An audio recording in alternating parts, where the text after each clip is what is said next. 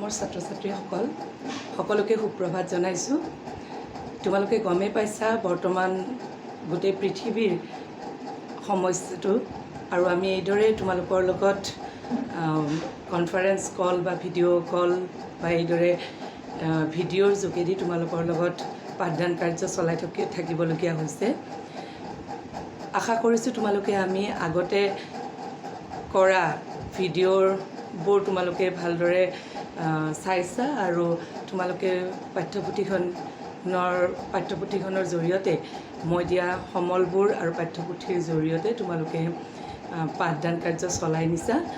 আজি আমি আলোচনা কৰিম তোমালোকৰ পাঠ্যপুথিৰ তৃতীয় খণ্ডৰ অন্তৰ্গত অৰ্থনীতি খণ্ডটিৰ দ্বিতীয় অধ্যায়, য'ত আছে অৰ্থনীতিৰ মূল সমস্যাসমূহ। আৰু আমি আজি তোমালোকৰ লগত আলোচনা কৰিম এই অৰ্থনীতিৰ মূল সমস্যানো কি। এতিয়া কথা হ'ল, অৰ্থনৈতিক সমস্যা বুলি কওঁতে আমি আমাৰ সমাজখনৰ সকলোবিলাক কথাই আমাৰ লগত জড়িত, আমাৰ দৈনন্দিন কাৰ্যৰ লগত জড়িত সকলোবিলাক কথাই আমি চালি জাৰি চাবলগীয়া হয়। কাৰণ আমি দেশ এখনৰ, আমি ভাৰতবৰ্ষৰ নাগৰিক। ভাৰতবৰ্ষৰ অৰ্থনীতিৰ লগত আমি ওতঃপ্ৰোতভাৱে জড়িত হৈ আছোঁ, আৰু ভাৰতবৰ্ষৰ অৰ্থনৈতিক অনগ্ৰসৰতা বা ভাৰতবৰ্ষৰ অৰ্থনৈতিক সমস্যাৰ লগত আমিনো কেনেকৈ জড়িত। আমাৰ কাৰ্যকলাপে বা আমাৰ সমাজত আমাৰ মানুহৰ, সাধাৰণ জনতাৰ কাৰ্যকলাপে অৰ্থনীতিকনো কেনেধৰণে প্ৰভাৱ পেলায়। এতিয়া তোমালোকে ভাৰতবৰ্ষৰ অৰ্থনীতিৰ মূল বৈশিষ্ট্যসমূহ আগৰ পাঠত আমি আলোচনা কৰিছিলোঁ, ক্লাছ 8তো আমি আলোচনা কৰিছিলোঁ, তোমালোকে পাইছা। আৰু তোমালোকে নিশ্চয় জানা ভাৰতবৰ্ষৰ অৰ্থনীতিৰ মূল বৈশিষ্ট্যসমূহনো কি, জানা নিশ্চয়। ইয়াৰে এটা কথা উল্লেখ কৰিব লাগিব, তোমালোকে জানাও যে ভাৰতবৰ্ষৰ অৰ্থনৈতিক ব্যৱস্থাটোনো কেনেকুৱা। ভাৰতবৰ্ষৰ অৰ্থনৈতিক ব্যৱস্থাটো যদিও আগতে অনুন্নত অৰ্থনীতিৰ ভিতৰতে ভাৰতবৰ্ষক ধৰা হৈছিল, কিন্তু বৰ্তমান ভাৰতবৰ্ষৰ অৰ্থনীতিক উন্নয়নশীল অৰ্থনীতিৰ শাৰীত ধৰা হৈছে।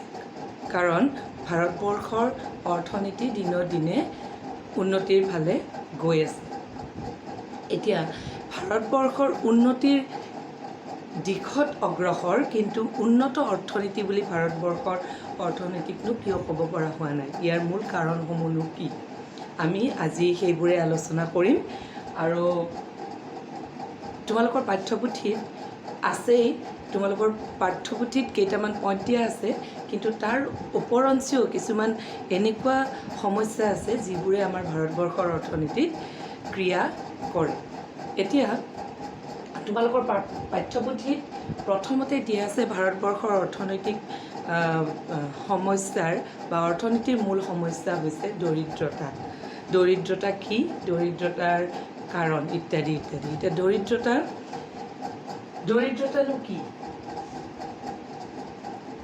দৰিদ্ৰতানো কি, তোমালোকে জানিব লাগিব। জানা নিশ্চয়। কাকনো দৰিদ্ৰ বুলি কয়, কোনবিলাক মানুহকনো দৰিদ্ৰ বুলি কয়। আমি দৰিদ্ৰ, তোমালোকৰ মাজত দৰিদ্ৰ ল'ৰা ছোৱালী আছে নে নাই, এইবোৰ কথা আমি ইয়াতে পাঠত আলোচনা কৰিম। এতিয়া ছাত্ৰ ছাত্ৰীসকল, এইখিনিতে মই ক'ব বিচাৰিছোঁ, আমি দুখিত যে তোমালোকৰ লগত আমি বিদ্যালয়ত যেনেকৈ পাঠদান কাৰ্যবোৰ চলাই নিওঁ, এনেকুৱা ভিডিঅ' লাৰ্ণিঙৰ জৰিয়তে সিমান বহল ভিত্তিত পাঠবোৰ আলোচনা কৰা সম্ভৱ নহয়। কাৰণ অতি কম সময়ৰ কাৰণেহে আমি ভিডিঅ'বোৰ কৰিব পাৰোঁ, আৰু যিমানখিনি পাৰোঁ সেই কম সময়ৰ ভিতৰতে তোমালোকক পাঠবোৰ আগবঢ়াই নিবলৈ আমি যত্ন কৰোঁ। এই ক্ষেত্ৰত তোমালোকক সকলো ধৰণৰ কথাই আমি ক'বলৈ হয়তো অপাৰগ হ'ম।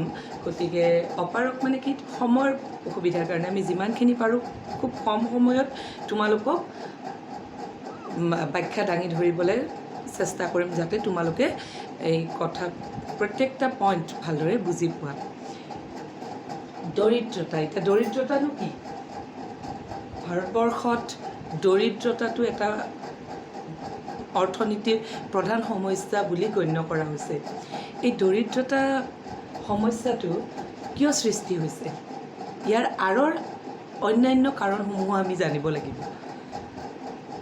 দৰিদ্ৰতা কিয় সৃষ্টি হৈছে আমাৰ সেইটো অন্য এটা অৰ্থনীতিৰ প্ৰধান সমস্যা কাৰণ আমি যদিও তোমালোকৰ পাঠ্যপুথিত দৰিদ্ৰতাটো প্ৰথম পইণ্ট হিচাপে দিয়া হৈছে কিন্তু ইয়াৰ আনুষংগিক দৰিদ্ৰতাৰ সৃষ্টিৰ কাৰণসমূহে অতি গুৰুত্বপূৰ্ণ সমস্যা বুলি আমি বিবেচনা কৰিব লাগিব কাৰণ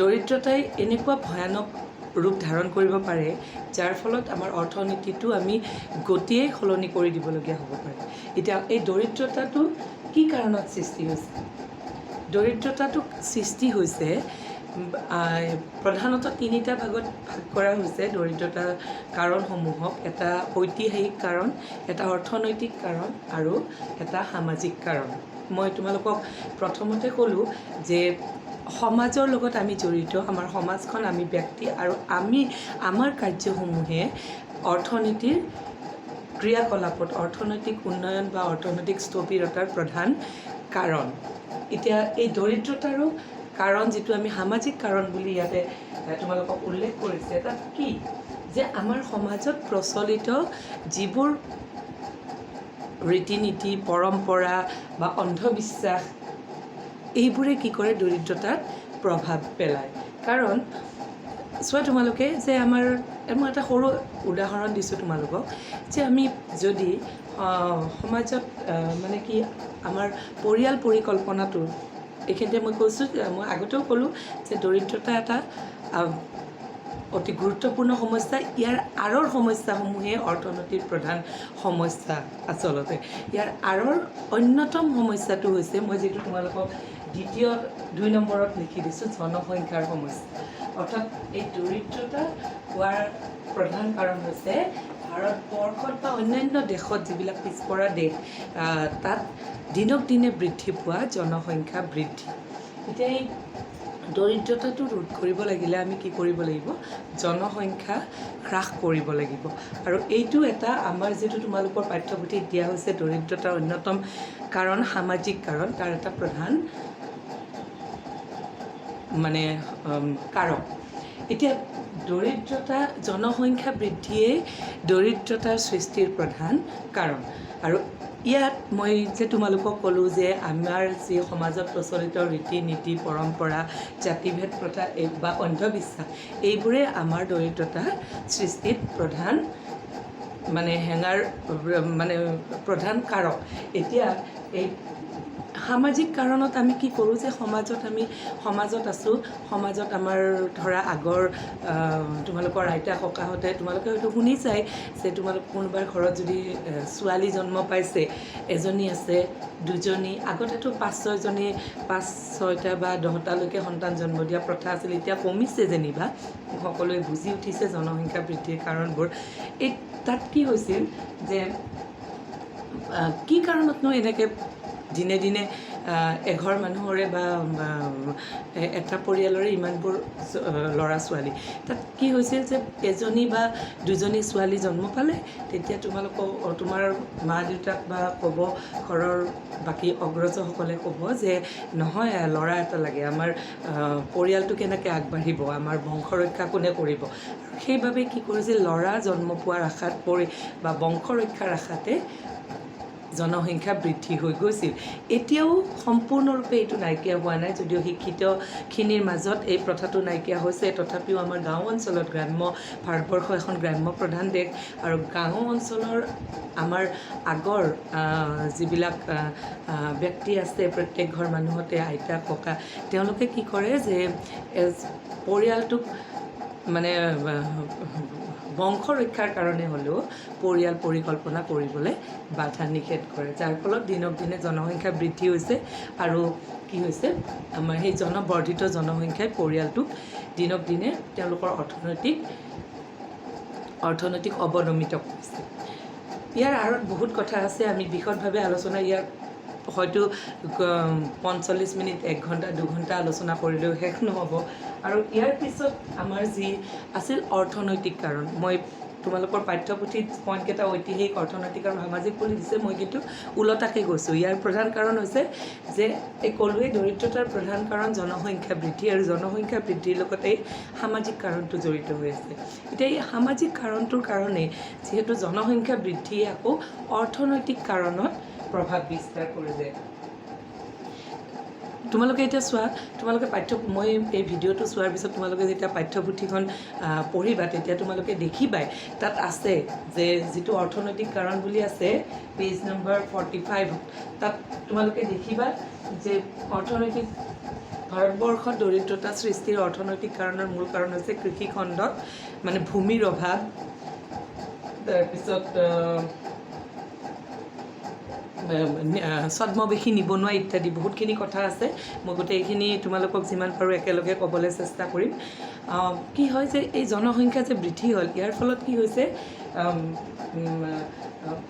মানুহৰ ধৰা আমাৰ ঘৰত তোমালোকৰ খেতিৰ মাটি 5 বিঘা আছিলে, ধৰি ল'লোঁ আমি।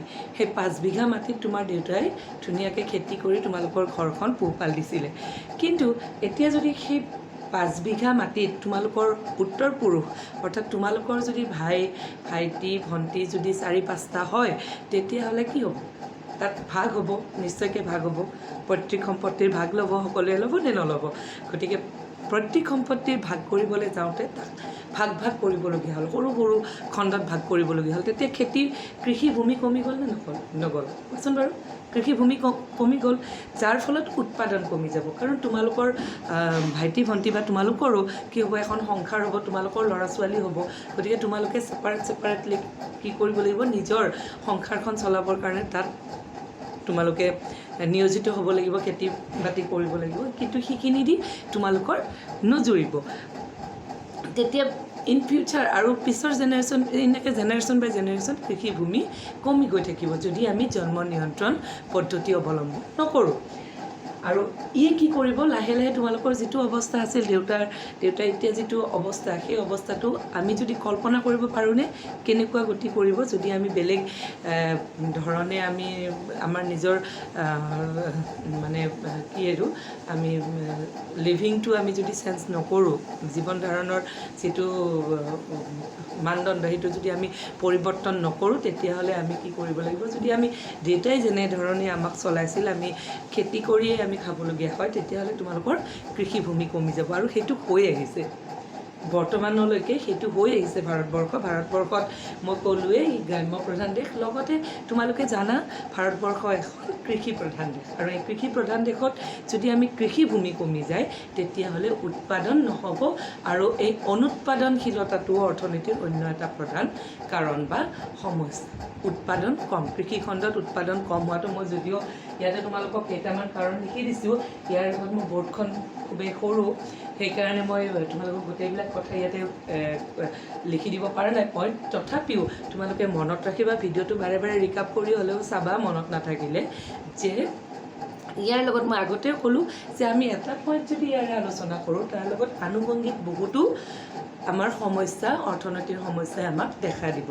আমি দৰিদ্ৰতাৰ কথা ক'বলৈ গৈছিলোঁ, দৰিদ্ৰতাৰ কথা ক'বলৈ যাওঁতে আমি কি পালোঁ, যে জনসংখ্যাৰ বৃদ্ধিটোৱে দৰিদ্ৰতাৰ প্ৰধান কাৰণ, আৰু এই জনসংখ্যা বৃদ্ধিয়ে আকৌ অন্যান্য ক্ষেত্ৰত অৰ্থনীতিত সেৱাৰ স্বৰূপে দেখা দিছে।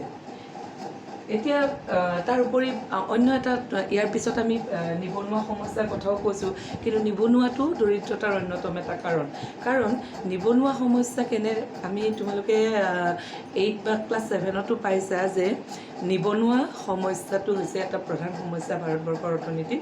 আৰু এই নিবনুৱা সমস্যাটোৱে কি কৰে, এই দৰিদ্ৰতাত কেনেধৰণে হেঙাৰ কৰে। মই যে ক'লোঁ এইমাত্ৰ যে যদি 2জন বা 3জন 4জনৰ মাজত মাটিখিনি ভাগ কৰিবলগীয়া হয়, ইয়াৰ উপৰি ভাগ কৰাৰ আগতেও আমি গাঁৱত কি হয় জানানে, তোমালোকেও দেখিছা, তোমালোকে আমাৰতো এই দদৰা পছৰীয়া অঞ্চল অতি কৃষি প্ৰধান অঞ্চল, আৰু ইয়াতে তোমালোকে দেখিছা যে মানুহবিলাকে ঘৰৰ মানুহ যেতিয়া আলু পুতিবৰে হ'ল, ধৰা আলু খেতি মানে বিখ্যাত দদৰা পছৰীয়া অঞ্চল, দলিবাৰী অঞ্চল, আৰু আমাৰ ছাত্ৰ ছাত্ৰীসকল ইয়াৰে হয়।